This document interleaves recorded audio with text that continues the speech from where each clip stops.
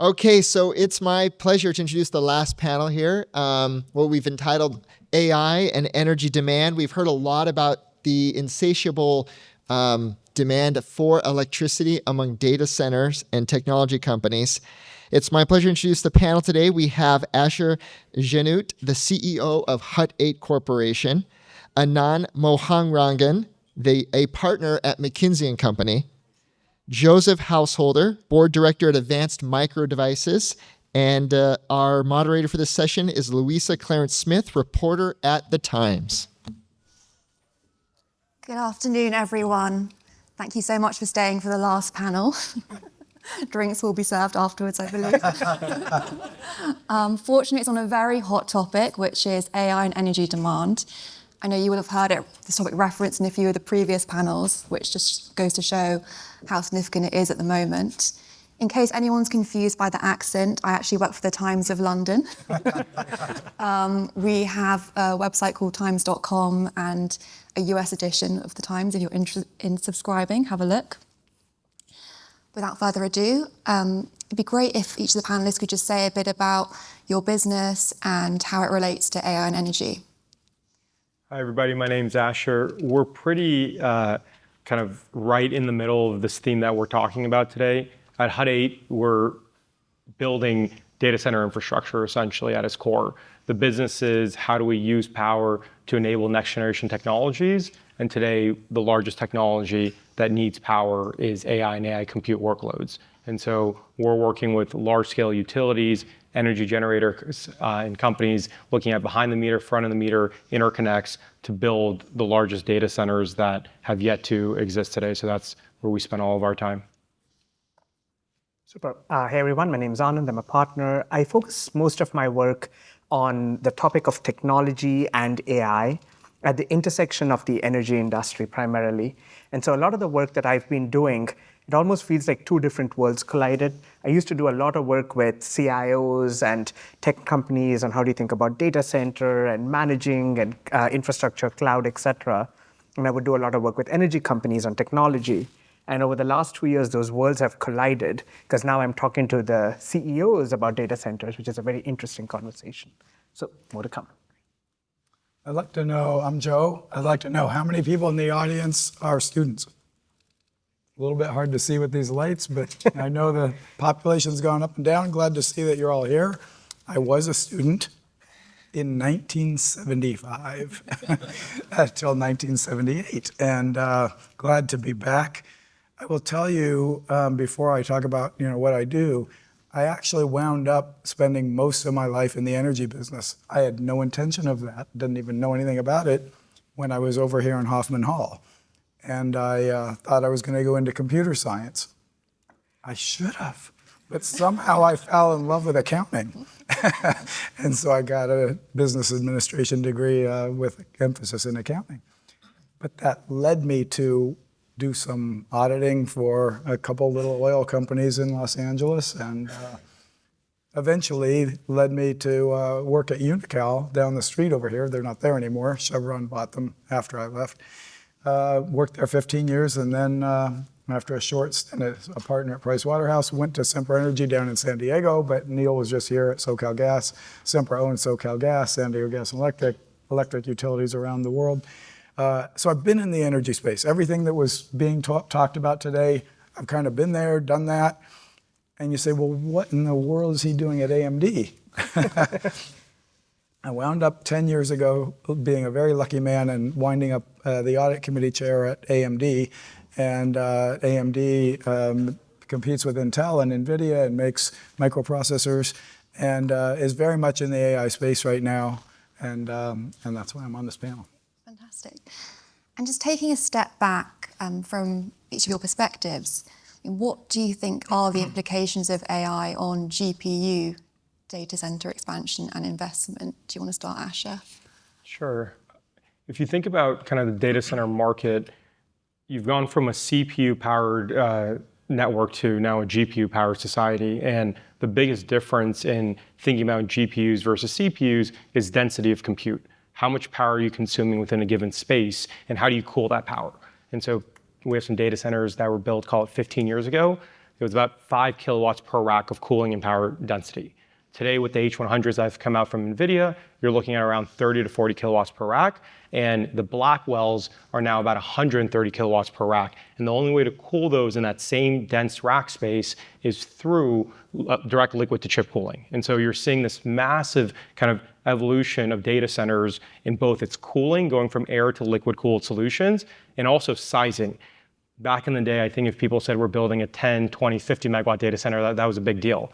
Today, when we're talking to large hyperscalers and tech companies, they don't even want to talk about hundreds of megawatts. They want to talk about gigawatt campuses. And they're like, if it's not a gigawatt campus, it's not interesting. And so I think there's a massive kind of revolution, I'll call it. I was talking to one of the tech companies. They're like, we don't even think this is an evolution of technology. We think this is a revolution. And no matter what investors say, we're doubling down. And this was after a bunch of tech companies traded down last quarter. And the belief is that this is a new wave of how compute is going to be supported in the infrastructure that backs it. And there's massive amounts of infrastructure, capital, power that is going to build kind of the platform over the course of the next decade or two to come. And Anand, to what extent do you see data center growth being driven by GPU versus other uses? So the way we look at it, if I can share a couple of numbers, right? And I'll talk globally and then we'll come back and talk about the US. Today, 2023, last year, we were at about 55 gigawatts in data center capacity globally. Based on projections, right, our median projection, or actually the lower end of our projection, is going to take us to about 155 gigawatts of data center capacity by 2030. That's 6 years from now. That's the low end. The high end is 290, right? Now you say, okay, where is that going? Today, 40% of that capacity is in AI, and AI today is defined very loosely. It includes, business intelligence and some of that. We expect 70% by 2030 to be AI-driven workloads, right? So even if you take the low end, you're talking about 100 gigawatts of capacity going towards AI-driven workloads, when as of last year, the total data center capacity was 55 gigawatts. So in 7 years, you're going to see that double of what we have today is going to AI, right? That is the shift. The other thing to think about is we see that 70% of that data center capacity is going to go to hyperscalers. Today, it's more 60-40, right? But it's 60% enterprises, 40% hyperscalers. So 70% of this is going to go to hyperscalers. So you're looking at energy, and this is globally, right? In the US, the story is we are probably going to need, in terms of data center capacity, we're at about 140, 150 terawatt hours as of now. We are going to need almost 600. So we're going to have to add 460 terawatt hours of capacity in the next 7-8 years. That's about a 22% CAGR, right? And you look at these numbers, I think I was sharing with some of our panelists while we were waiting, these seem fantastical. Like, it's hard to believe. I look at it and I'm like, did we just throw numbers on a dartboard? But the reality is, right, you talk to anyone and they're like, that sounds conservative. Maybe it should be even more, right? So, yeah, Joseph, do you believe the numbers? I'm actually going to add to this. So at AMD, we think that, like we're talking about energy initiative, transition initiative, we think at AMD, this is the most transformative technology in 50 years. Probably second to the internet coming on. But this is moving much faster. So we had something in accelerators, about $35 billion last year across all the companies, mostly NVIDIA.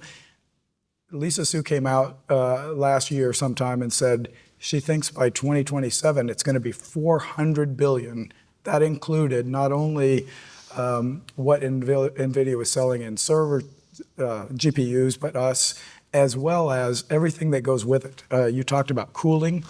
Cooling and racks take up about 50% of the energy demand that's being increased, and the GPUs themselves, other 50%. So it's not all about the GPU. I do believe the number. She now is saying last week 500 billion. So that's the total TAM. I'd love to have a big piece of that or a little piece of that. No matter what part of it is, we're going to do really well. We are building very competitive accelerators. And one thing that AMD is very proud of and that we work really hard at is making them energy efficient. So we've had a goal 30 by 25, and that has been 30% efficiency in server chips a year until 2025. And that has reduced the energy by 97% of what was in servers. So we now can go to a mega data center and say, you can have the competitor for 1 million servers or 300,000 of ours. That is a huge amount of savings, both in capital and operating. So we look very hard when we're talking to all those companies of the TCO, total cost of operation over time. Extremely important. And going to this whole idea of energy, we're saving energy to be able to accommodate this huge increase. So it's really interesting talking about energy efficiency, and I can see how some of the technology lends itself to that. But would you not agree that overall, these data centers are still going to be colossal energy suckers? Yeah, the numbers would lead you to believe that, right? These numbers would account for, we've taken into account advances. So one of the things, Asher, I'm sure you'll talk about is, until last year, 2 years ago, every data center was air-cooled. You talk about liquid cooling, people would laugh at you. They'll be like, okay, you must be running a video game farm somewhere, right? Every gigascale data center coming up today is built on liquid cooling technology, right? So, and that is simply because otherwise you would literally melt the chassis, and there is no way to air cool it. So the evolution of technology to drive cooling has taken leaps and bounds, which is all in service of the fact that the power consumption needs to be managed, because power is actually the limiting resource right now to do this. And what type of power sources do you think data centers are likely to choose in the next 5 years? We've obviously seen interesting example yesterday of Google doing a deal with nuclear reactors, but Asher, do you want to jump in? I think next 1 to 2 years, it's any source of power they can get their hands on is the real answer to that question. I think long-term, the ESG narrative will come back in once power is available. But today, people are prioritizing the ability to get power and be able to scale over all else, and they'll figure out ways to offset or whatever else they need to do. You see that happening, obviously, 3 Mile Island with Constellation and Microsoft.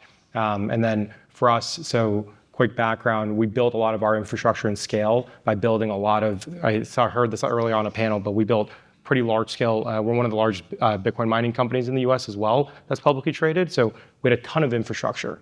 And then we had investors and tech companies flock to us and say, hey, it's cute what you guys are doing there. Can we retrofit all this to AI compute and build data centers here? And the business that we had built originally was kind of an energy first company that focused on kind of trading around energy infrastructure. And we use kind of those assets as a conduit in order to do that.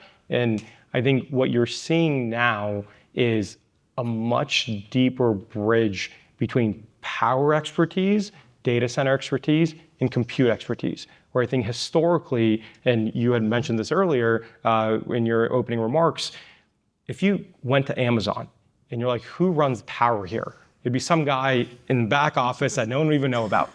And then now that person presented like, we need a lot more power expertise within this company. And like, we just brought in a CFO who was a managing director at Citi for power and utilities. And now they're consulting with all these power experts on how do we go and get power? How do we consume it at scale? And so I think folks in the power industry love this AI theme because they're all getting tech multiples instead of infrastructure multiples. So everyone's focused on it. But ultimately, I think how these mega data centers get built is you need to now cross-merge all of these knowledge bases to say, if we build a data center that's a gigawatt, how does that interact with the grid? How do we pull power? When we're training these workloads and there's volatility in the load profile, how does that impact the utilities that we operate within? Where historically it was, let's apply to connect into the grid, pull power, and we just care about our data center, and the customer comes, puts their servers in, we just care about our compute. But now even on the compute side, the reason why people want larger data centers is the closer you can cluster these GPUs the more that you can drive, and they're testing the upper limits of how many GPUs are going to be clustered together. That's a whole nother conversation.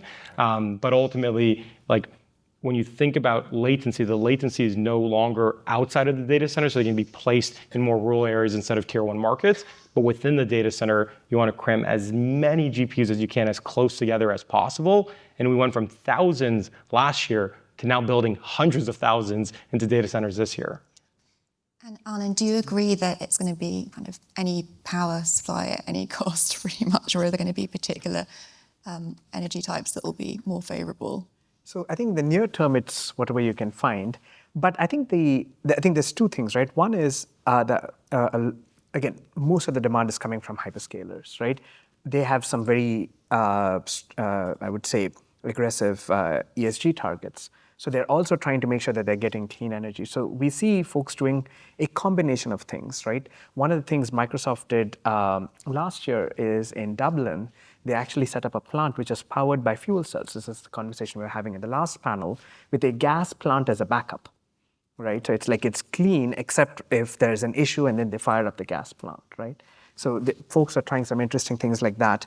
Amazon recently signed up, actually last year did a deal for about $650 million, where they're getting power from a nuclear plant in Washington State and Susquehanna, right? Again, trying to get clean electrons.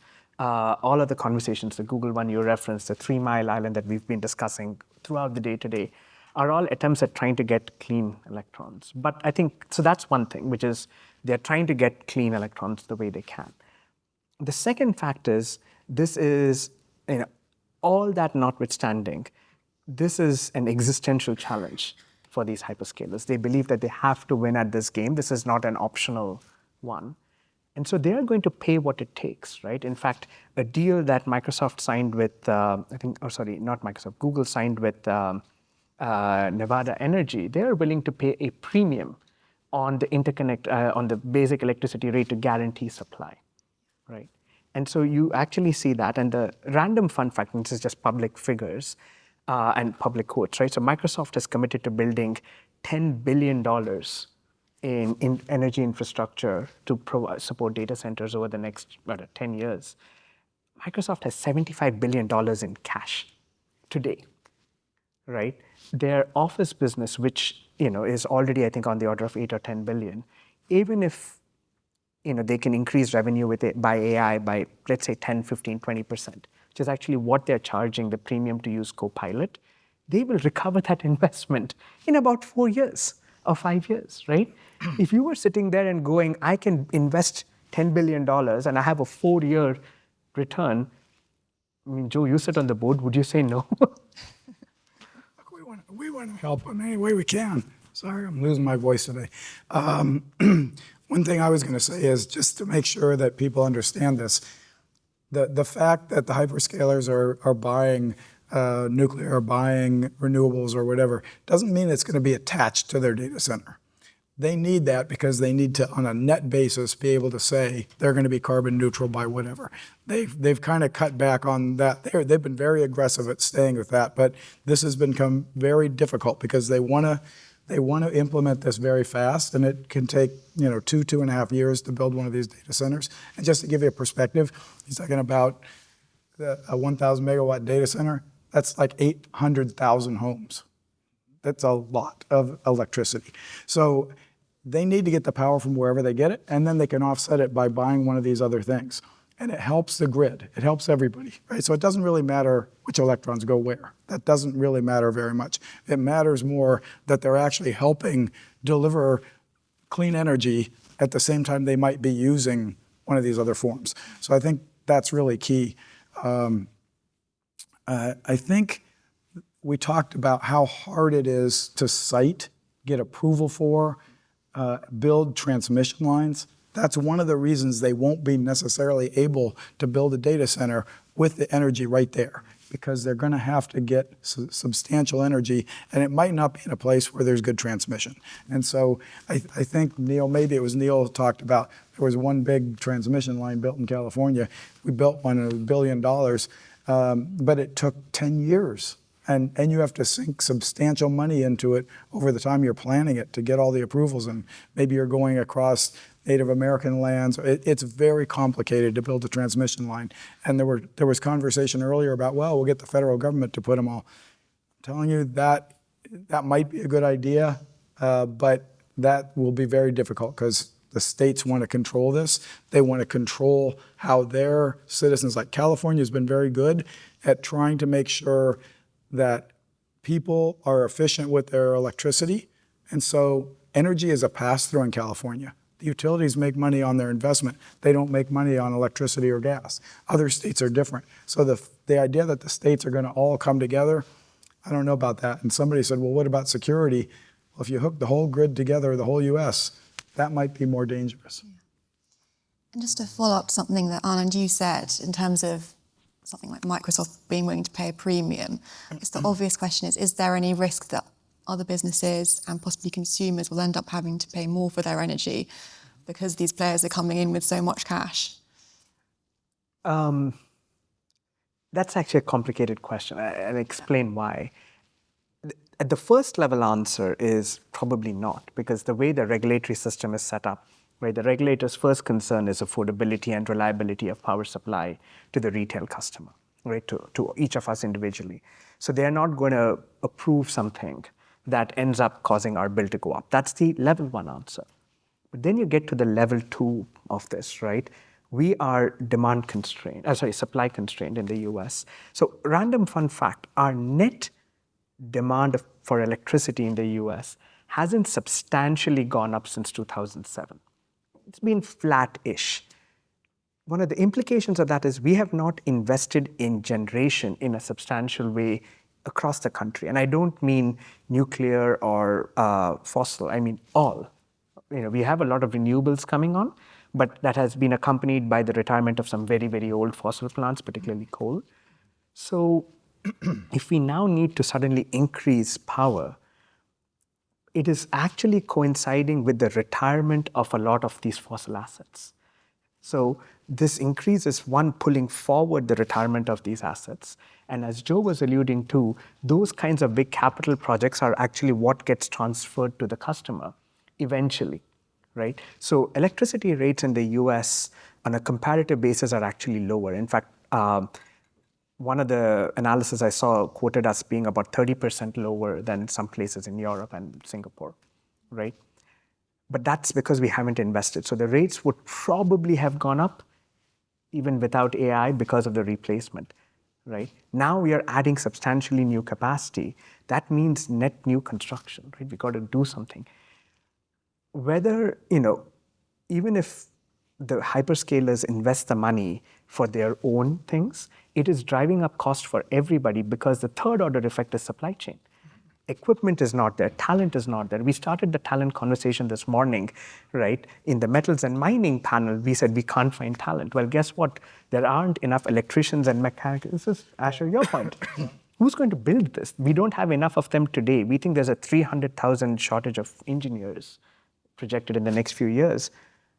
If the handful that are there are building data centers for the hyperscalers, who's going to build it for the power companies? So it's a very long-winded way of saying at the level one, in the near term, not, but in the medium term, I think it might be inevitable. Does anyone else have a view on that? Yeah, and I think so from a power perspective, to put economics, like the 3 Mile Island deal, Microsoft is paying like 11 cents per kilowatt hour on a 20-year deal. You could build a nat gas generation facility for sub 5 cents and fuel that. So I think to show you a magnitude of how much money they're making on that compute versus what they're willing to pay for energy. And I mean, that's one of the reasons why the AWS Talon deal right now, it's another nuclear deal, and is going through regulatory approval, and there's people blocking it, because ultimately taking generation off of the grid, even if you're not connecting into transmission, and it's still an issue because there's not enough generation, as mentioned earlier, and it depends where. I think areas like West Texas, where there's been an abundance of renewable built, there's a lot of stranded power out there and depressed nodal pricing because transmission can't transfer that power to places that need to consume it. And so I think from a power perspective, like generation can and will be built. I think transmission is going to take way longer, we were at dinner yesterday and someone mentioned one of the biggest issues in natural gas is like pipeline capacity, not even the actual production of it itself. And so I think from a power perspective, pricing will be affected. I think regulators will spend a lot of time thinking about and how these impact and trying to potentially offload some of those costs to big loads that come in. You've seen that in like the ERCOT markets and such. And then the second is how these load profiles affect the reliability of the grid. And I think that is going to be a bigger and bigger topic as larger and larger load profiles come online. But more so than ever, instead of data centers just connecting into utilities, data centers are now directly talking to generation companies on how do I work with you and interconnect into your generation facility or interconnect into the utility, but sign a virtual PPA, as you had mentioned, off clean power or whatnot.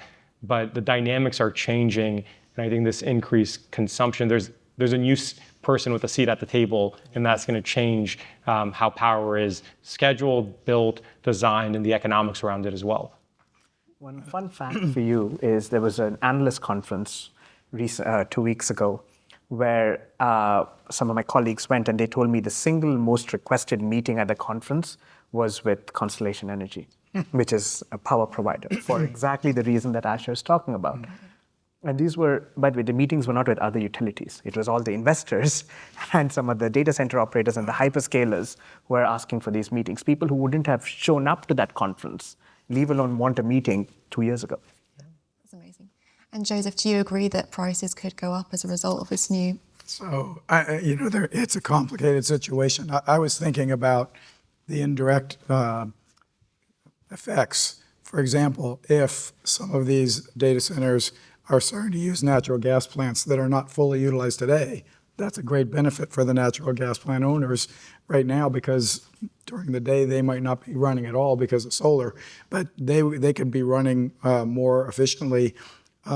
That's good. But on the gas side, it could have an impact on gas demand and drive gas prices up, which will impact consumers if they're using gas in their homes. So there will be some indirect effects because this is a significant increase in the demand of energy. As he just said, we had a very flat curve for a long time, and now we're talking about, for example, one utility, AEP, said that they've been asked to build the equivalent of 3 New York City demands. Another one, their demand is going up about 50% over the next 3 years. So at that level, you can see it's significant in each of these regions, and there will be indirect effects, for sure. And I think what's exciting for all the students in the audience, so I graduated USC about 10 years ago, and I would say power data centers haven't really been innovated in its traditional sense in a long time. And the dynamics that you guys had mentioned earlier, which is like we're looking at a site right now in the US. The complication is how do you get a labor force out there to build a multi-billion-dollar project when everyone's competing for that same talent? And so we're innovating, how do we actually build a data center? Can we build it in a modular way where we build most of the craftsmanship in a facility off of an assembly line essentially, and then do more assembly on site at the data center instead of building on site? And so I think everywhere from power generation, data center deployment, the actual compute itself, like the next 10 years are going to be a really exciting time that allows for innovation. And as you guys look out into your careers, I think like definitely when I was in school, this wasn't a sexy industry that we were like, let's go into the power sector. But I think it's the thing that powers everything that we do. And there's a lot of excitement today in that sector and a lot of opportunity for innovation. So taking it in a slightly different direction, do you have a view on how data center developers and owners are going to respond to possible delays in grid and interconnect? Maybe one for you, Anand. So they're doing a couple of things. So first of all, there's a series of challenges, right? There's the whole interconnect problem, which is a regulatory thing. And then there is the, can I build it, right? So random fun fact, the supply chain challenges, we talk about this as, okay, I think we are done. But we interviewed one of the data center developers, and they were saying, today, they will look anywhere in the world to find a medium voltage transformer. The lead time is 80 weeks. That's almost 2 years. If you want a medium voltage transformer, it's going to come in 2 years, right? So on the supply chain side, a lot of the work that's happening is, one, people are just buying everything, literally everything. The second is people are trying to say, can I go standardized? And the third is they're saying, can I get long-term partnerships? What's happened over the last many years, and you know this very well, is the big hyperscalers have locked up the supply chain because they built so much, and some of the big data center operations companies. So now everybody's trying to replicate that and see if they can get favorable terms overpaying. So that's one. The second is they're trying to find different locations. Asher, you also talked about this, right? One of the things that was in the news is X/Tesla/ whichever the combination of companies, they opened a data center in Memphis. We have never heard of data centers in Memphis, right? I mean, it's a perfectly fine city, but from a data center point of view, it was never a primary or a secondary market. So there's a huge explosion in these, right? So Microsoft is looking at a site in Indiana, I believe. People are looking at sites in Kansas. Like, these are places where land is available, the regulatory authorities are somewhat more favorable, and there isn't a backlog of interconnect requests, right? So people are physically looking at where else to go, right? To your point, West Texas, where maybe it's faster to get an interconnect. That's kind of one side of it. The other one, which actually we were discussing at dinner, and this is very speculative, or at least my speculation, if you will, is until now this was utilities talking to regulators, and every state has a different regulator, and it's a long, complicated relationship, as Joe, you know very well. But now we entrance of the 800-pound gorillas, right? The Microsofts and the Googles and the Facebooks. Like, this is a different player with a different level of urgency and a different way to interact with the regulators. And there is a possibility, this is the hypothesis I have, that they will influence regulators to move differently, maybe move faster, to think about things in a different way. If that happens, we're going to have a different conversation, as you were mentioning. But that's just me speculating at this point. And in terms of dollars, I mean, these hyperscalers, their market caps, any single one is the collective of the whole power industry in the U.S. Right, yep, exactly. There's a lot of economics involved in driving the agendas that they have in growth. How important is it that they are able to move quickly just so that the US can stay ahead in the AI race? Is that something you think about? You want to take that, Jay? I think clearly there are going to be data centers built in Northern Europe. We talked about cooling. Cooling is very important. So if you're going to build it in Iceland or in Norway, you're going to already have a cooler climate and good connections. So there will be data centers there. A lot of them want them in the U.S. for all kinds of practical reasons. And I think the energy industry is resilient, and I think they will find ways to go at a different speed, but it's not going to be easy. Like, I could feel the frustration by students, like, why can't we make this transition faster? It's not necessarily going to be fast, but these guys do want to move at very quick speeds, and we're going to have to find different ways to adapt to that. I think they will go outside the U.S. as well, for sure. And will any of the developers build their own behind-the-meter power generation facilities? Definitely, yeah. I think for two reasons. One, because they need to and they need to move quick. Like, we're talking to midstream companies that are looking to build generation on-site to consume and then build data centers. But on the other side, on the ESG kind of element clean, like, people might consume grid connected, and if they're in a more rural area, they can go build a couple hundred megawatts of wind or solar if the dynamics allow for it there. So definitely, in order to meet their demand goals and also to meet their ESG goals as well. And I think more partnership, like, power companies historically have had the mindset of selling power, but today we can get a massive premium in Constellation's best example. One of our board members, Mayo Shattuck, ran Constellation for about a decade, and back when he merged Constellation with Exelon and it spun back out, Constellation was like the ugly stepchild, and Exelon was like the core business, and now Constellation is one of the best performing stocks in the S&P 500. And I would say the CEO has been great, and it's like probably 90% of his time is spent thinking about this theme and how to capitalize on it. So I think not only will Load look at building generation, but it'll be more in partnership rather than just them going off and doing it themselves. And there was a lot of theory back in the day that like a tech company might go buy a power utility or a power generation company. I think that's played out over the last year, and like that is probably less likely to happen. But being able to work with them closely and form more alliances and partnerships to scale. The way I think about it, I'm sorry, I apologize again. The way I think about it is I think that they will try to find areas. Like today we were talking about what's the peak load in Los Angeles? Well, it's only a short period of time during the year. So can they come into an area that has that situation, quickly build some renewables, something that they can build quickly, because you heard about how difficult it is to do transmission or other projects. Maybe they can build a gas plant or rehab a gas plant. Maybe they're going to keep a coal-fired plant running. You might have read the journal article about that. Some people aren't going to like that. But I think they will try to stay on the grid. That's my view. They'll try to stay on the grid. And what can they do in certain areas of the country to give the grid more power so that they can take the base load, especially nuclear? And does anyone have any views about just how the grid is going to have to adapt in any way? Thank you so much. Appreciate it. I don't know if it's going to work. We'll give it a try. About how the grid's going to have to adapt just to accommodate all this AI growth and demand?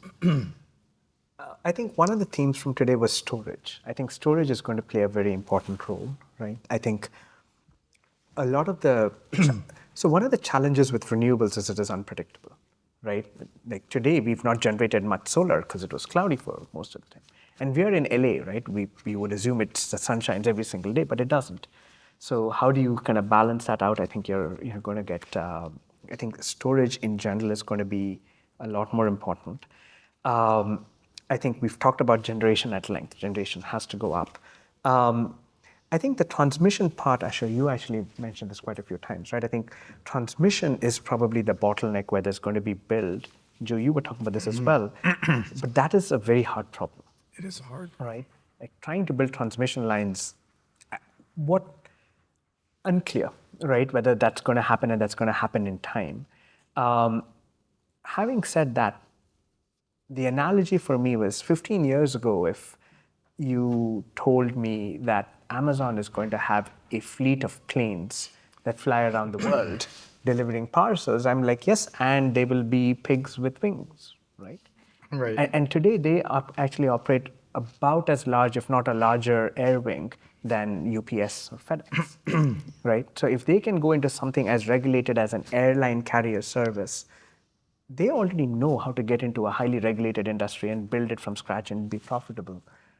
They will probably get here. They're going to give it 3-4 years, learn the business, and then say, hey, I can do it better than the next person. Right? I think there's precedent to say that if the grid doesn't adapt or doesn't meet their needs, they're going to go build it. It's just a matter of time. How do you think investors could respond to all the trends we've been talking about today? Are there any opportunities? Right. Asher, you want to? I think they're all over it. I speak to investors all the time, and I mean, there's so much capital fueling this. I think there's pretty mutual alignment across the board, from infrastructure funds to hedge funds to growth to venture, on this theme and the growth and the magnitude. And everyone's just trying to look for the best way to get exposure. So there are times we'll meet with the kind of most conservative funds that are looking for downside protection, and they're trying to figure out a way to play in the space and get involved. And other times we're looking for growth funds and venture funds that are deploying large amounts of dollars, but they're all over and they're trying to figure out where is the best value capture. And that's why you're kind of seeing capital go into the energy vertical. You're seeing capital go into data centers, into the actual AI companies, but also all the ancillary services. So we talked about transformers, breakers, high voltage breakers, another huge issue, but also fiber companies, right? I think it's a lot easier to build fiber than it is to build transmission. And so why don't you bring the connectivity to the data center rather than vice versa? But the problem is not capital in the space today. The problem is how do you actually go and deploy and develop and go build these assets and keep up with demand. And there's a huge amount of capital from the Middle East that wants to come into this sector. Whether they'll build the data centers there, well, we will find out. Again, it's not a cold climate, so it increases the cost. Yeah. Because you got to do more cooling. But they want to spend a huge amount of money in this sector. And I think it's going to be very highly competitive. One of the things I think the students need to know is you can't always predict when the technology is going to happen that changes everything. People talked about LNG today, and they talked a little bit about, we had terminals that got built. One of the companies I worked for built 2 of them, one in Mexico and one in Louisiana, to bring LNG in because we didn't have any. We were running out of gas.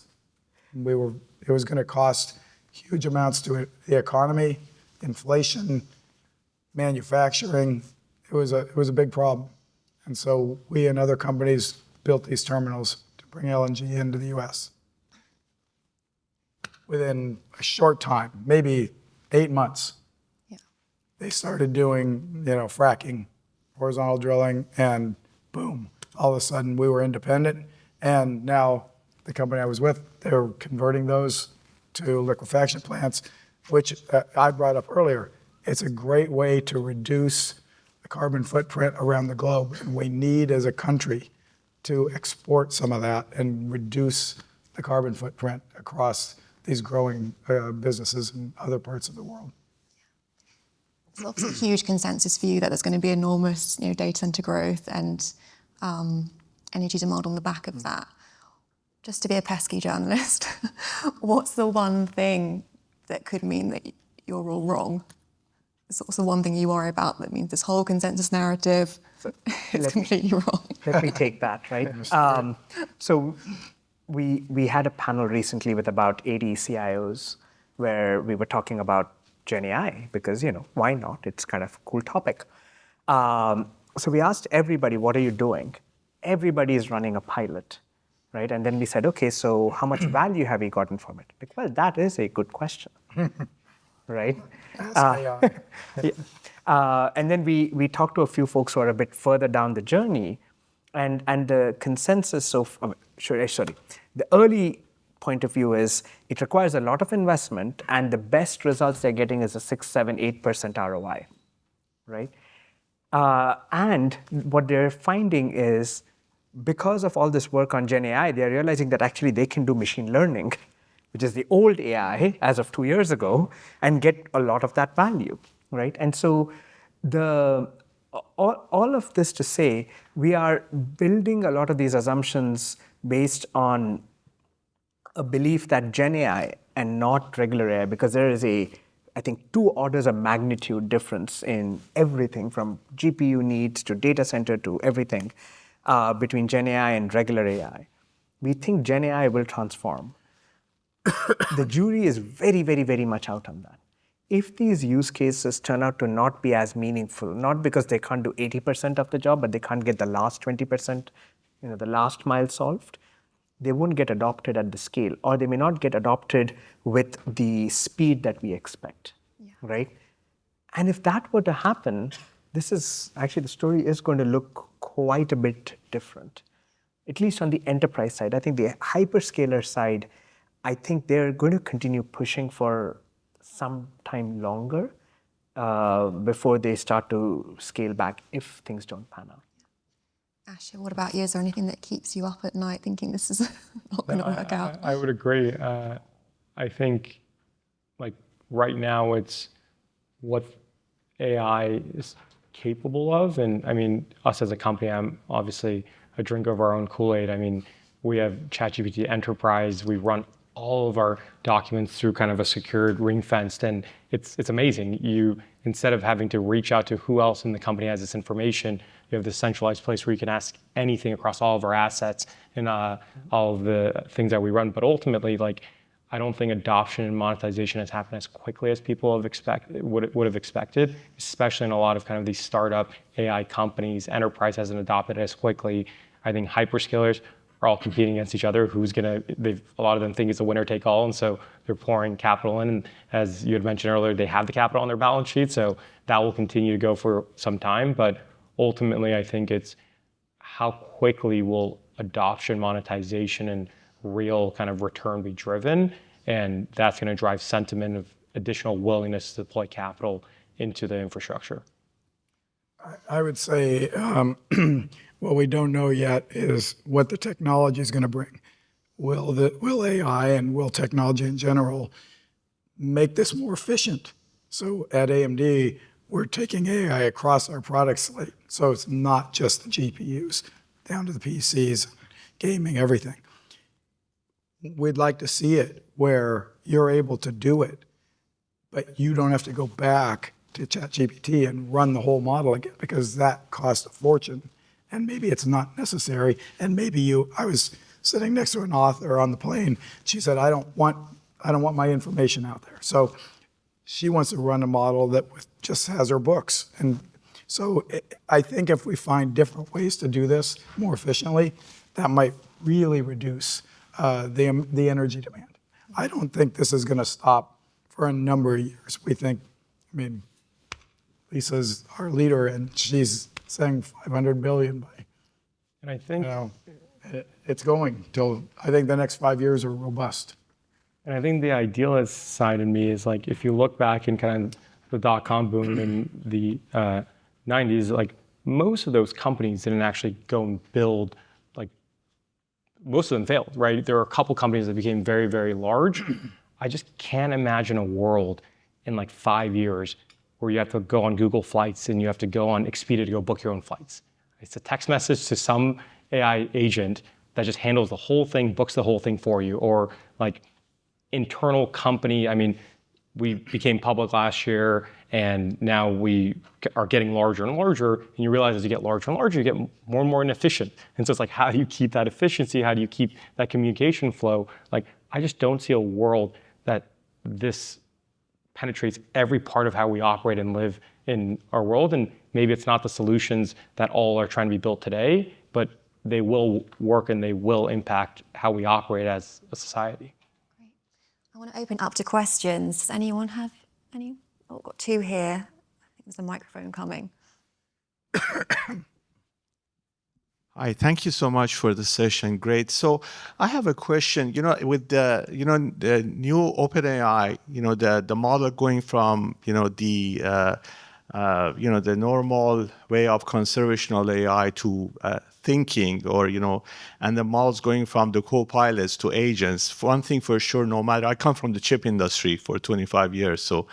The one thing for sure is no matter how much energy efficiency you use from a chip design perspective, the accelerated computing, the power is going to go higher and higher. So for sure, no matter what technique AMD or NVIDIA or Broadcom custom ASICs, right, they do, the powers are going to go higher, which means more pressure on the generation. So my question, two questions actually, is do you see that the model for the hyperscalers is going toward like vertical integration and kind of start providing the power units local, which they could do the power cooling, along with it.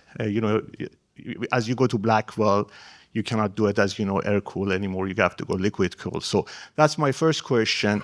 Do you see that they're going that path? And second question is, do you see geographically the East Coast would be better because of the colder weather of cooling these data centers compared to the Texas and those areas that you see a lot of demand? I guess I could start. Hyperscalers have their own data center divisions. They are buying land, building their own data centers, so that is already happening and will continue to happen. I think they will diversify and they'll continue to use third-party data center companies in order to scale.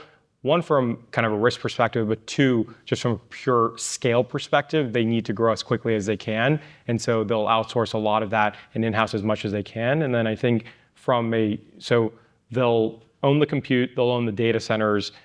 I think they'll fund a lot of the generation, but I think operating generation is a very, very different business, but maybe one day if they can't catch up quickly enough. And then in regards to location, I think if the power issue is solved, the latency issue is solved, water issue is solved, then maybe they'll go to a place that's cooler because it has a lower PUE. But otherwise, I think the technology is there where you can still cool these servers in more hot climates, and that hasn't been the bottleneck today. And I think at least for the next couple of years, that's not going to be the driving factor. It's primarily going to be access to power and speed to connectivity.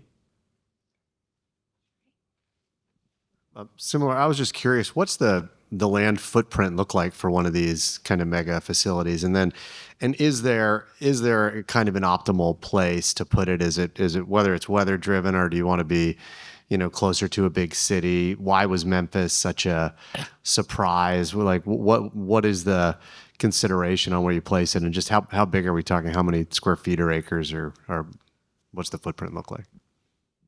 So do you want to take? I can take it. Yeah. So let me start, and then you guys should chime in, right? A traditional data center, the actual floor space is, I don't know, it's a few thousand square feet or tens of thousands of square feet. Is that roughly on the order of magnitude? Depending on the scale. Yeah, depending on the scale, right? It is like a big data center is probably 4 to 5 to 6 times this room, right? Just order of magnitude. It's not a million times this, it's not a fraction of this, it's maybe some multiple of this room, right? So that's there. Traditionally, when you locate a data center, the things you were to think about is you actually never thought about power. You could easily get power. You connect to the grid, you get power. You looked at, is it proximate to the population that you're trying to serve, right? So because latency is an issue. And then you looked at geographically, is it in a stable area? You're not putting it on top of an earthquake fault or a typhoon zone or something like that. And usually you want to be in redundant areas. So if one area gets hit by some weather event, the other area is fine. Those are the traditional considerations. I say traditional meaning that was the case until 2 years ago, right? And then what happened is some places ended up having a lot of these. Oh, by the way, network connectivity is the other one. So some places, Northern Virginia, Columbus, Ohio, Portland, Oregon, and just Northern Oregon in general had a lot of these things. And then you obviously said, where do I get better access? The lowest power cost. So Oregon had a lot of hydro. Their rates were relatively lower. It was great. That was how people generally thought about data center location. What has happened is with the growth in demand, everybody went to all of those locations first and jammed up the pipeline of approvals for everything from land to interconnect to what have you. So now folks said, okay, let's go to the tier 2 locations. Those got jammed up. All of this happened in 2 years. So now folks are saying, if I want to go build yet another something in Columbus, I'm just picking on Columbus, nothing wrong with it. I am behind a very long list of people who have already made all of these requests to the power company, to the network company, to everybody, right? I'm not going to get connectivity for years. So let me go somewhere where I'm going to be first in line, even if it is not the traditional location. And even if I have to pay for a telecom company to get redundant network lines in, I will, because I'll be first in line. So that's why Memphis, I pick on that as a recent example, but it wasn't a traditional one, but now they get to be first in line. They got a data center up and running in 8 or 9 months or something like that because they were first. So there's going to be a big expansion in a lot of these non-traditional locations because they won't be at the end of the queue. Probably got time for one more question if anyone's got, oh, there we go. Yeah, hi, thank you. It strikes me that when we talk about pricing energy, it's metered, right? There's real-time markets for it, the price changes. Whenever we talk about pricing for AI, it's always all you can eat. It's always one price, one size fits all. My question is, we talk about how they're so closely related, and why is the pricing that way? Is there an opportunity to meter compute, to price it dynamically in a way that could go along with energy, such that you can use the load, the supply, the demand side of the load as a offset to your renewables? So we have a division that owns GPUs, and we run a couple of clusters. We have a cloud that sells compute. So compute is, if in real-time markets it does exist, people sell GPU per hour is how you think about the price metric.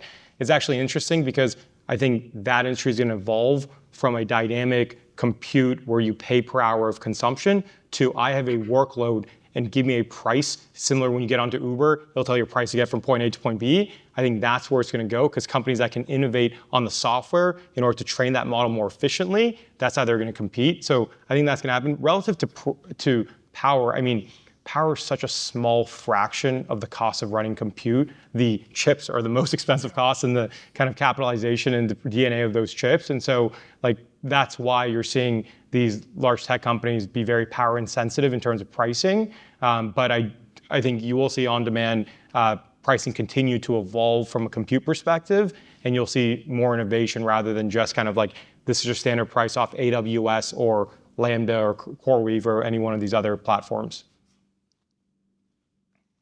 Great. Well, thank you so much, everyone. That was brilliant. Thank you.